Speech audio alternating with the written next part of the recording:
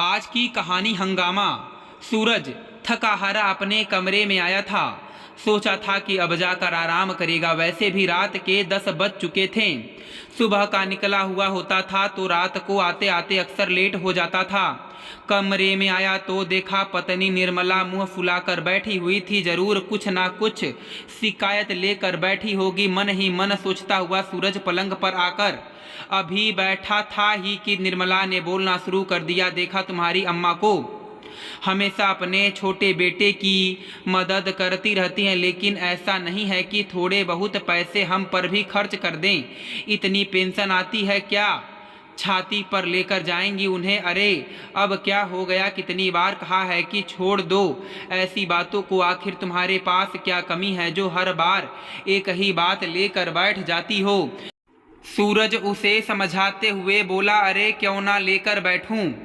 उसका अकेले का ही बेटा है क्या जो उसके एडमिशन के लिए अम्मा ने पेंशन से पैसे निकाल कर दे दिए?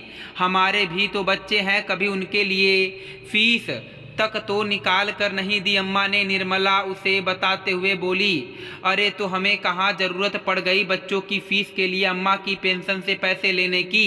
भगवान की कृपा से हम पर तो राम जी राजी है ना? सूरज ने जवाब दिया। उसका जवाब सुनकर निर्मला और ज़्यादा चिढ़ गई। बस तुम तो ऐसे ही सीधे साधे रह गए। यूं ही चलता रहा ना तो एक दिन तुम्हारी अम्मा ये मकान भी अपने उस लाडले बेटे बहू के नाम कर जाएंगी। अरे हम ठन ठन गोपाल हो जाएंगे। अरे जब तुम्हारे पास सब कुछ है तो क्या एक मकान और पेंशन के पीछे इतना हंगामा कर रही हो? अच्छा खासा कमाता तो हूँ मैं, भगवान की कृपा से अपना खुद का प्लाट भी खरीद लिया है जो कि इस मकान से 2 गुना है। दोनों बच्चे भी अच्छे स्कूल में पढ़ते हैं। साल में 2 बार कहीं बाहर घूमना फिरना कर लेते हैं। इतना सब कुछ होने के बावजूद भी जब देखो तुम बस पैसे पैसे पैसे करती रहती हो। तुम्हारे पास बात करने के लिए कुछ नहीं होता क्या? अरे सोने दो मुझे तो मेरा काम धंधा संभालना है। तुम्हारी तरह इन सब बातों के लिए मुझे बेफजूल टाइम नहीं है। सूरज चिढ़कर बोला और पलंग पर दूसरी तरफ करवट लेकर सो गया। हाँ, सोते ही रह जाना तुम। हे भगवान, अच्छा पति मिला है मुझे, इसे तो दुनियादारी तक नहीं आती, कहती हुई निर्मला भी तुनकते हुए दूसरी तरफ मुंह कर कर सो गई। निर्मला इस परिवार की बड़ी बहू थी। घर में अम्मा जी, उसके पति सूरज और उसके 2 बच्चे थे। क्योंकि ये मकान सूरज के पिता का था तो साथ ही देवर देवरानी मयंक और मंजू का परिवार भी इसी घर में रहता था। उनका एक 3 साल का बेटा था विराज। मकान ज़्यादा बड़ा नहीं था पर इसके 2 माले बने हुए थे। नीचे वाले हिस्से में सूरज का परिवार रहता था, वहीं ऊपर वाले हिस्से में मयंक का परिवार रहता था। अम्मा जी सूरज के साथ ही रहती थी। सूरज का अच्छा खासा व्यापार था, वहीं मयंक एक फर्म में छोटी मोटी नौकरी करता था। भगवान की कृपा से सूरज के पास पैसों की कोई कमी नहीं थी। उसके बच्चे भी बड़ी स्कूल में पढ़ते थे। यहाँ तक कि उसने अपनी मेहनत से अपना एक प्लाट भी खरीद रखा था जो कि क्षेत्रफल में इस मकान से 2 गुना था। वही मयंक की छोटी मोटी नौकरी थी तो अक्सर पैसों की कमी बनी रहती थी। इस कारण मंजू भी थोड़ी बहुत सिलाई कर काम कर लिया करती थी। हालांकि वो दोनों कम में भी खुश थे। अम्मा जी की भी महीने में 20,000 रुपये पेंशन आती थी तो थोड़ी बहुत वो मयंक की मदद कर दिया करती थी। लेकिन ये बात निर्मला को बिल्कुल अच्छी नहीं लगती थी। मन ही मन वो बहुत ज़्यादा चिढ़ती थी कि अम्मा जी रहती तो हमारे साथ हैं लेकिन मदद मयंक की करती हैं। क्यों नहीं वो मयंक के पास ही जाकर रह लेती? लेकिन सूरज इसके पक्ष में नहीं था। उसका मानना था कि वो व्यापार में इतनी तरक्की कर रहा है तो ये उसकी अम्मा का ही आशीर्वाद है। आखिर सूरज के आगे निर्मला ज़्यादा कुछ कह नहीं पाती थी।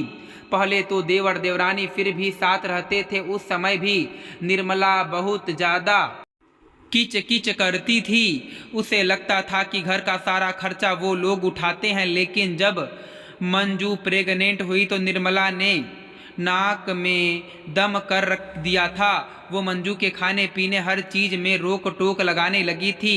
अब छोटी बहू प्रेग्नेंट थी तो अम्मा अपने पास से भी कुछ खर्चे दे दिया करती थी। उसके लिए अलग से 1 लीटर दूध लगवा रखा था। ड्राई फ्रूट्स वगैरह लाकर वो उसके कमरे में रख चुकी थी। जब निर्मला को ये बात पता चली तो उसने काफ़ी हंगामा कर दिया। अरे वाह अम्मा जी, छोटी बहू के लिए तो सूखे मेवे मंगवाए जा रहे हैं, मेरे लिए तो नहीं मंगवाए थे।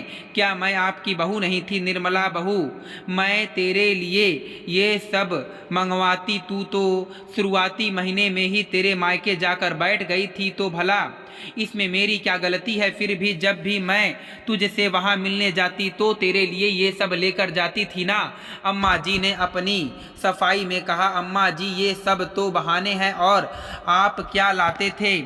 वो तो मेरा पति पैसे देता था, वरना आप तो लाने से रही। निर्मला तुनकते हुए बोली। जब बहू पैसे मैं अपने बेटे से लेती थी या मैं अपने पास से ले जाती थी, इसका कोई हिसाब नहीं मेरे पास। अगर मुझे पता होता कि तुम मुझसे इस तरह से हिसाब मांगोगी तो मैं पहले से ही कुछ ना कुछ तैयारी करके रखती। ये कहकर अम्मा जी बात को वहीं ख़त्म कर देती। लेकिन अब रोज़ ही बहस होने लगी थी। इसका मंजू की सेहत पर भी असर पड़ता था। ये देखकर सूरज ने ही ये सलाह दी थी कि अम्मा, तुम्हारी बड़ी बहू को समझाना मुश्किल है। आप तो मयंक और मंजू को ऊपर वाला माला दे दो, और अम्मा आप ऊपर जाकर ही सब संभाल लेना।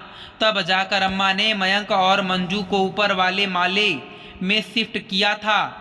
कम से कम मंजू सामने नहीं होगी तो क्या ला सकती है, क्या खा सकती है? इन चीज़ों को देखकर निर्मला हंगामा भी नहीं करेगी। लेकिन आज निर्मला ज़्यादा चिढ़ चुकी थी। आज विराज का स्कूल में एडमिशन करवाया गया था और मयंक ने उसका एडमिशन अपनी हैसियत के अनुसार ही करवाया था। फीस भी मयंक ने ही जमा करवाई थी। लेकिन विराज की स्कूल यूनिफॉर्म, उसका बैग, बोतल जैसे सामान अम्मा जी ने खुशी खुशी अपने पेंशन के पैसे से खरीद कर उसे दिलवाए थे। ये निर्मला को ये गलतफहमी हो गई कि अम्मा जी ने एडमिशन फीस के पैसे दिए हैं। बस इसी बात को लेकर वो सूरज को सुना रही थी, पर यह बात उस समय अम्मा जी के कमरे तक पहुंच रही थी, क्योंकि अम्मा जी का कमरा भी उसके कमरे के लगा हुआ था। सुनकर अम्मा जी को बड़ा दुख हुआ। बड़ी बहू इतना पैसा होने के बावजूद भी मन में अपने देवर देवरानी के लिए इतना द्वेष पाल के बैठी हुई है, जबकि वह जब उसके बच्चे पर खर्च करती थी तो निर्मला को हर चीज कमतर ही नजर आती थी। आखिर अम्मा जी ने ठान लिया कि अब इस घर में बात करनी ही पड़ेगी। दूसरे दिन जब सूरज और अम्मा बैठकर नाश्ता कर रहे थे तो उस समय अम्मा जी ने अपने पास से पैसे निकाल कर निर्मला को देते हुए कहा, बड़ी बहू ये लो, ये 3000 रुपये हैं, अपने दोनों बच्चों की यूनिफॉर्म, बैग और बोतल सब खरीद लेना। ये सुनकर सूरज हैरानी से अम्मा की तरफ देखने लगा। वहीं निर्मला भी पैसे हाथ में लेते हुए बोली, अम्मा जी इतने से पैसे में मेरे बच्चों की कौन सी यूनिफॉर्म, बैग वगैरह आ जाएंगे? आपको पता है कि कितने महंगे स्कूल में पढ़ते हैं, वो कितना महंगा सामान आता है उनका। अच्छा, तुम्हारे बच्चे महंगे स्कूल में पढ़ रहे हैं, महंगी यूनिफॉर्म पहन रहे हैं, महंगी महंगी किताबें खरीद रहे हैं, पर फिर भी तुम्हें वो छोटा सा बच्चा नज़र नहीं आया जिसे कल स्कूल बैग यूनिफॉर्म दिलाने के लिए मैंने 1300 रुपये खर्च कर दिए। क्या फ़ायदा ऐसी तुम्हारी अमीरी का जब तुम्हारा मन ही इतना गरीब रह गया, सिर्फ इसलिए कि वो तुम्हारे देवर देवरानी का बेटा है? क्या कमी है तुम्हारे पास जो दूसरों को देखकर चिढ़ती हो? तुम मदद नहीं कर सकती तो दूसरों का हाथ क्यों पकड़ती हो? और हाँ, ये मेरा मकान है, मेरे 2 बेटे हैं, मुझे जो देना है वो मैं दोनों को बराबर ही दूंगी। मेरे मन में दोनों के लिए कोई द्वेष नहीं है।